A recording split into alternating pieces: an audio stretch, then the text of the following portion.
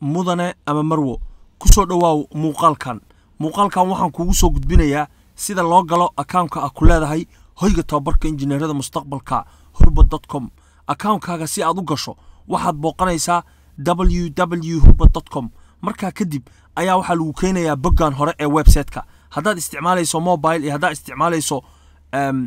isticmaalayso desktop wax yar bay kala duwan yihiin haddaad mobile isticmaalayso qaybta midigta qaybta bidixda aan ka wada ee loogada ka xigta dhanka bidixda ayaa saddex xariijina ku qoran saddexda xariijin marka ku dhufato ayaa arkaysaa optionada sign in-ka marka hadda waxaan isticmaalaynaa waa tablet oo iPad ah marka si aad u gasho ama desktop-ka ama tablet-ku waa isku mid mobile kaliya wuxuu kala duwan yihiin saddex xariijina midigta kaaga soo baxaysa marka waxaad ku dhufanaysaa sign in sign up maahan waa sign in maxaa yeelay horay ayuu u jiray account-kaagu halkan ayaa waxaad ku qoraysaa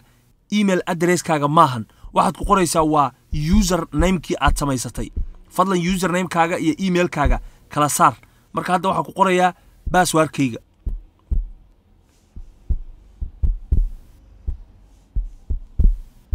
okay password-kayga hadda idin tuso password-kayga hadda ma raba inaan idin tuso maxaa yeelay waa password adag oo aniga aan samaystay waana bedeli doonaa maadaama keyboard-ka xarfahan garaacaya aad aragtay iga dacayarta libax ama libaxad security conscious ayaan ahay marka okay plus waxaan ku dayayaa marka inaan isku daro xisaabtaas oo ah waxaan leeyahay waa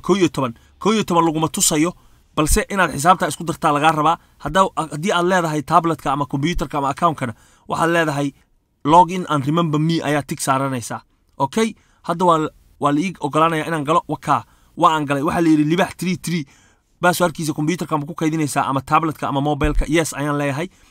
bidixda ayaa waxaa iga soo baxay saddexda xariijin waa saddexdii xariijin oo kuu sheegayay mobile haddaa isticmaalayso saddexda xariijin ku dhufo log in dheh marka waxaa ku dhufanaysaa my courses saa koorsadaadii u aragto magacaagiina halkaa ayaa laga soo qorayaa maxamed xirsi waa magacayga halkaa ayaa lagu soo qorayaa labadan koorso ayaan ka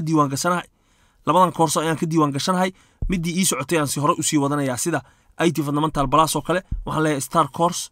koorsada hadda bilaaw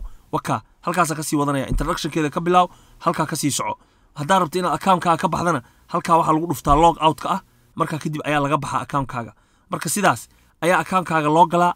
loogana baxaa adoo isticmaalaya